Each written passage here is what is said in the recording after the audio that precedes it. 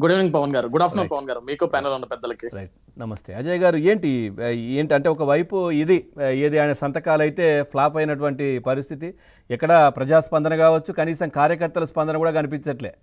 So దీంట్లో ఏంటి ఈ నెక్స్ట్ ఏం జరగబోతోంది, ఎట్లా ఉంటుందంటారు? పవన్ గారు, ప్రజాధనాన్ని కోట్లు కొట్టేసినంత ఈజీ కాదు కదా సార్ కోటి సంతకాలు పెట్టించడం అనేది. ఈరోజు కోట్లు అయితే ఈజీగా కొట్టేశాడు జగన్మోహన్ రెడ్డి గారు, కానీ కోటి సంతకాలు పెట్టించాలంటే అంత ఈజీ పని కాదు అది. సార్, మనం జగన్మోహన్ రెడ్డి గారు రాష్ట్ర వ్యాప్తంగా కోటి సంతకాల కోసం తిరుగుతున్నాడు, లేకుంటే ఆంధ్రప్రదేశ్ రాష్ట్రంలో దొరకక తెలంగాణలోకి వెళ్ళి సంతకాలు పెట్టించుకుంటున్నాడు. కానీ మనం ప్రశ్నించాల్సింది ఒకటే సార్, తాను మొన్న పులివెందల్లో 1,16,315 ఓట్లు జగన్మోహన్ రెడ్డి గారికి పడ్డాయి తన సొంత నియోజకవర్గంలో. ఆయన సొంత నియోజకవర్గంలో ఆ 1,00,000 సంతకాలు పెట్టారా సార్? కనీసం ఆయన పెట్టించగలిగాడా? రాష్ట్ర వ్యాప్తంగా వదిలేసేయండి, కోటి సంతకాలు వదిలేసేయండి, అసలు ఒక పులివెందలో 1,00,000 సంతకాలు పెట్టించగలిగాడా జగన్మోహన్ రెడ్డి గారు ఈ రోజు వరకు? పెట్టించి ఒక పేపర్ యాడ్ గానీ ఒక బ్యానర్ గానీ వేయించుకోగలిగాడా? లేదు కదా సార్. పులివెందుల ప్రజలకు కూడా తెలుసు జగన్ ఎటువంటి రాక్షసత్వం రాజకీయం చేస్తాడో, వాళ్ళకు కూడా తెలుసు.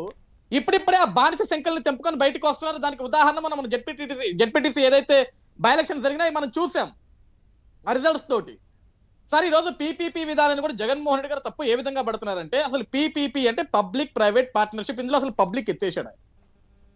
పబ్లిక్ అనే అంశం ఎత్తేసి మొత్తం ప్రైవేటీకరణ చేస్తున్నారు అంటే ఎవరికి ప్రైవేటీకరణ చేస్తున్నారు?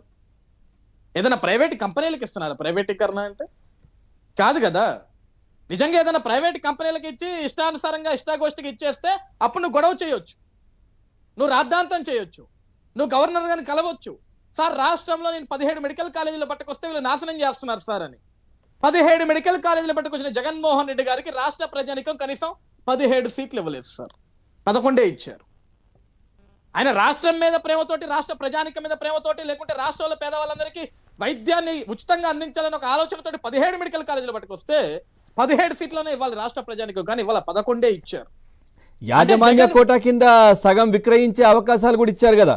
అదే కదా సార్. ఇప్పుడు జీవో నెంబర్ 107, జీవో నెంబర్ 108 తీసుకొచ్చింది ఎవరు సార్? అంతే కదా సార్. ప్రభుత్వ మెడికల్ కళాశాలల్లో కన్వీనర్ కోటాలో సీట్లు పోవాల్సిందని ఏబిసి అనే ఒక విధానాలు కేటగిరీలు పట్టుకొచ్చింది ఎవరు సార్?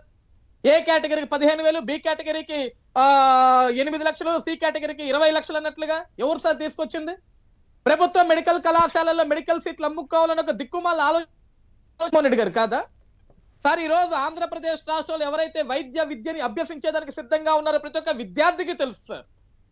జగన్మోహన్ రెడ్డి గారు ఆ రోజు ఏ విధంగా ప్రభుత్వ మెడికల్ సీట్లను అమ్ముకోవాలనుకున్నాడో, ఏ విధంగా పేద బడుగు బలహీన వర్గాల విద్యార్థులకు ఎవరైతే ఎంబీబీఎస్ చేసి డాక్టర్ పట్టాలు పొందాలనుకున్నారో వాళ్ళందరికీ ఏ విధంగా అన్యాయం చేశాడో ఆ రోజు ప్రజానికానికి, యువతకి, చదువుకోవాలనుకున్న ప్రతి ఒక్క యువతకి తెలుసు.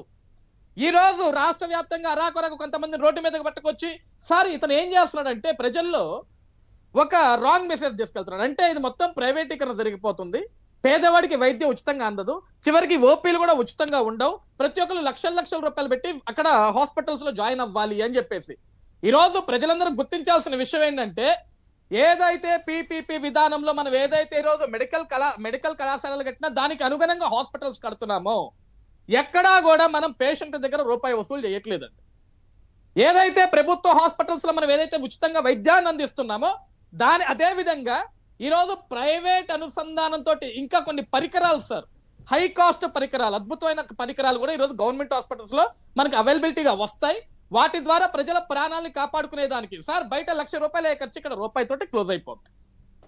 ఆ విషయం వీళ్ళకి అవగాహన, రాష్ట్ర ప్రజానికి అవగాహన ఉన్నప్పటికీ జగన్మోహన్ రెడ్డి గారు దాన్ని ఇట్లా డైవర్ట్ చేయాలని ఆలోచిస్తున్నారు. ఈ రోజు సార్ జగన్మోహన్ రెడ్డి గారికి 11 నియోజకవర్గాల్లో ఆయన అసెంబ్లీ, ఆయనకి ఎమ్మెల్యేలు ఉన్నారు సార్. సార్, ఈ 11 నియోజకవర్గాల్లో రాష్ట్ర వ్యాప్తం పక్కన పెట్టేద్దాం సార్, ఈ 11 నియోజకవర్గాలు కలిపి కనీసం 11 లక్షల సంతకాలు పెట్టించగలిగాడు జగన్మోహన్ రెడ్డి గారు ఈ రోజు వరకు. కోటి సంతకాలు వద్దు సార్, పులివెందులో 1,00,000 సంతకాలు పెట్టించుకోలేకపోయావు. మిగతా 10 నియోజకవర్గాల్లో లక్ష లెక్కేసుకుంటే అక్కడ 10, మొత్తం మీ 11 సీట్లు 11 లక్షల సంతకాలు పెట్టించగలిగారా? లేదు కదా.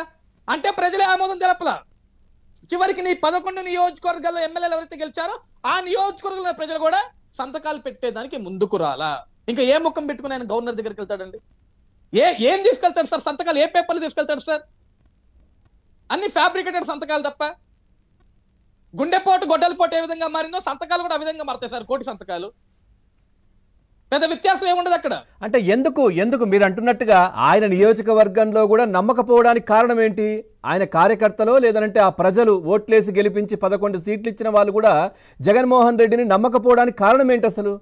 సార్ నమ్మకపోవడానికి కారణం ఏంటంటే సార్, ఒక మనిషిని నమ్మి 151 స్థానాలు ఇచ్చి ముఖ్యమంత్రి పీఠం మీద కూర్చోబెడితే 5 ఏళ్లు నువ్వు చేయాల్సిన అద్భుతమైన పరిపాలనని అరాచక పరిపాలన చేశావు సార్. అప్పుడే కళ్ళు తెరుస్తున్న అమరావతి రాజధాని, రాష్ట్రానికి ఒక రాజధానిని, ఒక వెన్నుముక్కని విరిచేసి ప్రాణం తీసేయాలని చూస్తే ప్రజలు ఎందుకు ఒప్పుకుంటారు సార్? ఇది ఓకే, ఇదంతా అప్పుడు జరిగింది, 11 ఇచ్చారు.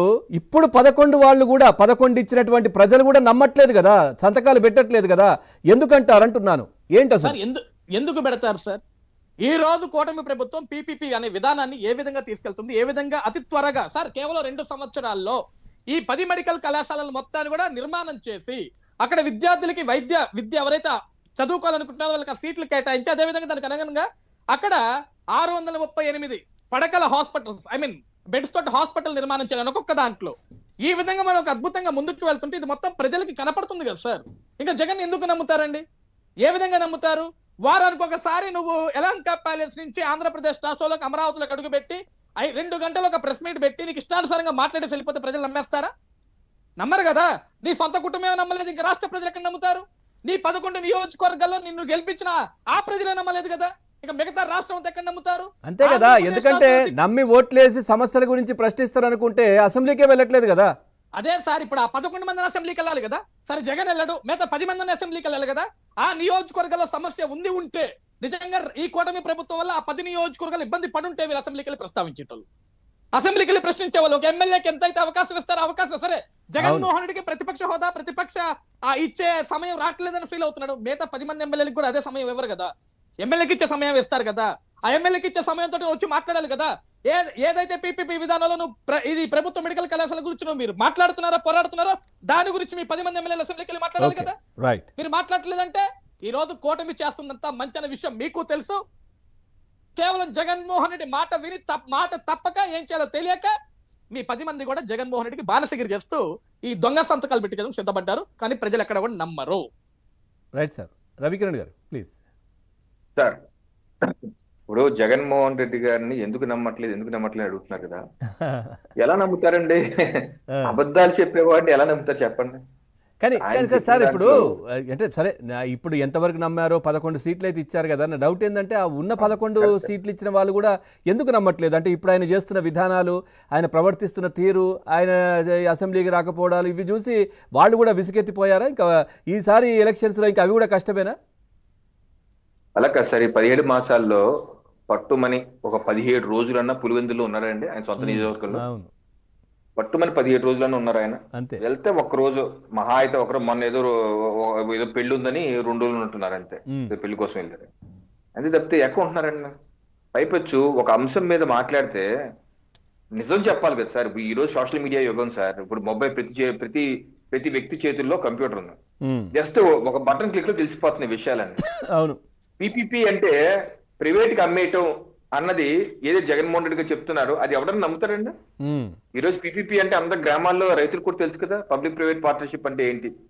వాళ్ళ గ్రామాల్లో అవుటర్ రింగ్ రోడ్లు తిరుగుతున్నాయి కదా, నేషనల్ హైవేలు తిరుగుతున్నాయి కదా, అనేక పీపీపీ మోడల్లో ఎయిర్పోర్ట్లు కానీ పోర్టులు కానీ నిర్మాణం జరుగుతున్నాయి కదా దేశంలో.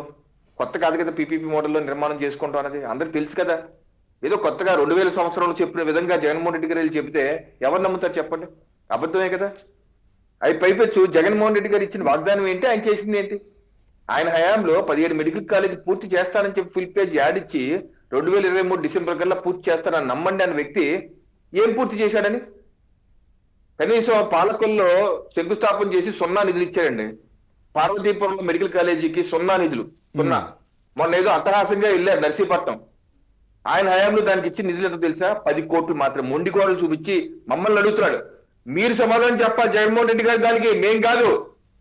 మీ హయాంలో మీరు శంకుస్థాపన చేసి దానికి ఇచ్చిన నిధులు కేవలం 10 అంటే 10 కోట్లు మాత్రమే. ఎందుకు 10 కోట్లు ఇచ్చారు? 2023 కల్లా డిసెంబర్ కంప్లీట్ చేస్తా అన్న వాళ్ళు 10 కోట్లు అంటే మీకు అర్థం అవుతుందా? కేవలం 2%. 500 కోట్లకి 10 కోట్లు. 2% మీరు ఇచ్చి ఎందుకు కంప్లీట్ చేయరు? కంప్లీట్ చేయండి అంటాం దిక్కుమాలిన ఆర్గ్యుమెంట్ కాదా అండి? ఏం చేశారు అక్కడ? ఆదోని 20 కోట్లు, కేవలం 20 కోట్లు. 20 కోట్లు అంటే ఎంత పర్సెంటేజ్? 4%. ఎంత లేదు కదా. ఎంత ఖర్చు పెట్టారు మీరు? మార్కాపురంలో కూడా 20 కోట్లు ఎక్కడ ఖర్చు పెట్టారు మీరు? మీరు ఏమి ఖర్చు పెట్టకుండా, మీరేమి చేయకుండా ఓపెన్ అయినవి కూడా అరకొర. మా ప్రభుత్వం వచ్చాక సర్దాల్సి వచ్చింది పవన్ గారు. రాజమండ్రిలో మా మంత్రి గారు సత్యకుమార్ గారు లబో దిబో అన్నారు. అక్కడ పేరుకైతే అనుమతి వచ్చేసింది, దాంట్లో ఏమీ లేదు. ఇన్ఫ్రాస్ట్రక్చర్ లేదు, ఉపాధ్యాయులు లేరు, హాస్టల్స్ లేవు, పిల్లల గోళ. ఇక్కడైతే ఎలా ఉండాలని అంటే నాణ్యతా ప్రమాణాలు ఏమి లేకుండా ఏదో రకంగా మభ్యపెట్టి అనుమతి తెచ్చేసుకొని ఆ పిల్లలందరూ రోడ్డు మీద పడేశారు. మళ్ళీ మా ప్రభుత్వం వచ్చి ఆంధ్రబాద్గా అన్ని సమకూర్చి డబ్బులు ఖర్చు పెట్టి సమకూర్చి ఫ్యాకల్టీ రిక్రూట్ చేసి సెట్ చేయాల్సి వచ్చింది. అంటే అంత మోడీ మీ హయాంలో ఏదైతే 5 మెడికల్ కాలేజీ తెచ్చుకున్నారు పర్మిషన్, అది కూడా మోడీ అరకొర సదుపాయాలు ఏం చేశారు? 300 కోట్లు మాత్రమే ఖర్చు పెట్టారు. మరి ఏంటి మాట్లాడతారు ఈరోజు? ఈరోజు పీపీపీ మోడల్ అండి దేశవ్యాప్తంగా అనేక రాష్ట్రాలు